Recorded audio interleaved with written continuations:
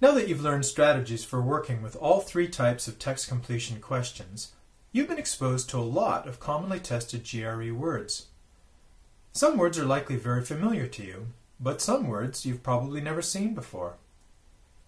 The words that the GRE test writers choose to include in the passages or the answer choices aren't the only determinants of difficult questions.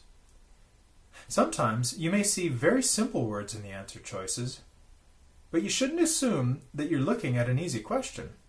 Questions can also be considered medium or difficult when the descriptive words and relationship words are hard to find, or when the sentence structure is very long and convoluted. In these cases, you may find yourself relying more on the coherency of the meaning of the overall passage rather than specific descriptive words.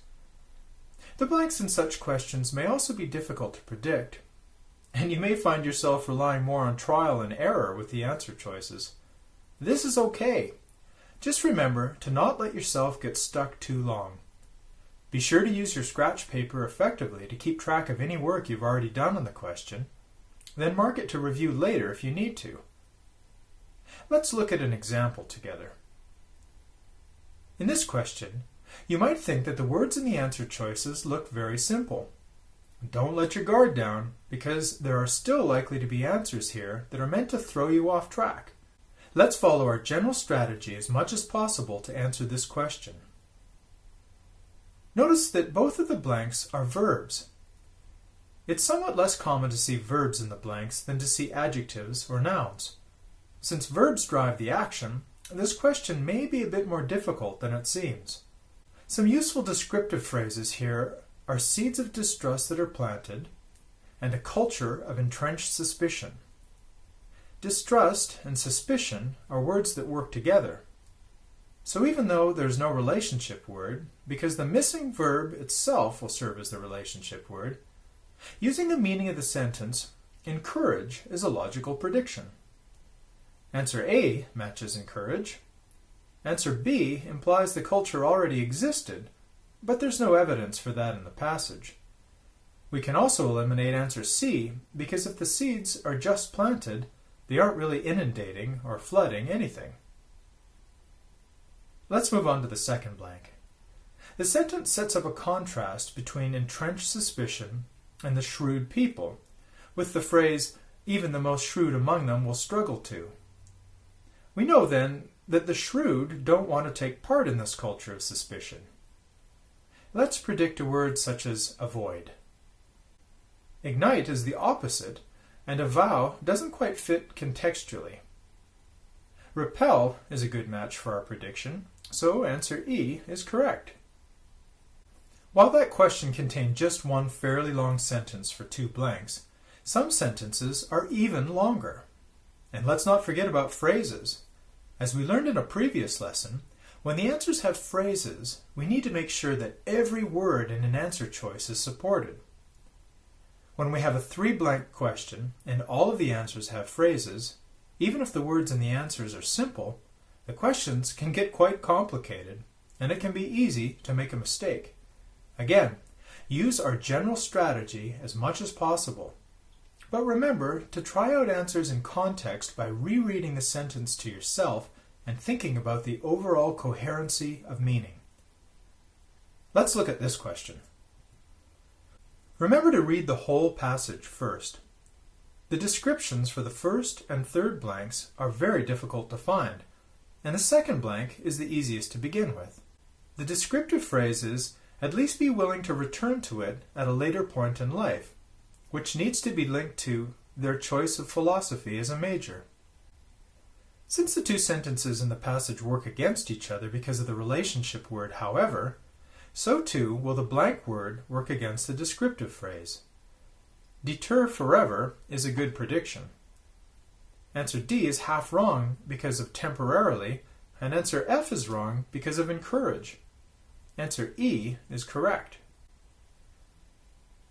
Let's move on to the third blank. The first sentence describes the impact a text has on a freshman. The sentence recommends they read a different book or tome.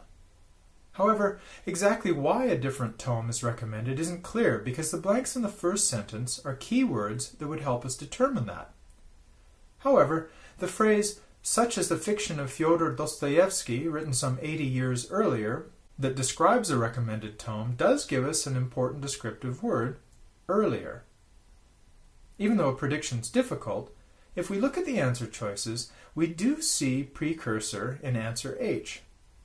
H seems possible, although we do need evidence for dense. Let's put that answer in context and see whether it would logically lead to an answer for one of the blanks. The first blank describes original tome in question, existentialism and humanism, and should work with the third blank because the recommendation in the second sentence is for a book that is less dense. Dense and impenetrable discourse from answer A are a good match for each other. However, we need to check the other answers. The descriptions in the remaining answers for the first blank are unwavering pessimism and inherent fallacy. Neither of those work with convoluted or introspective.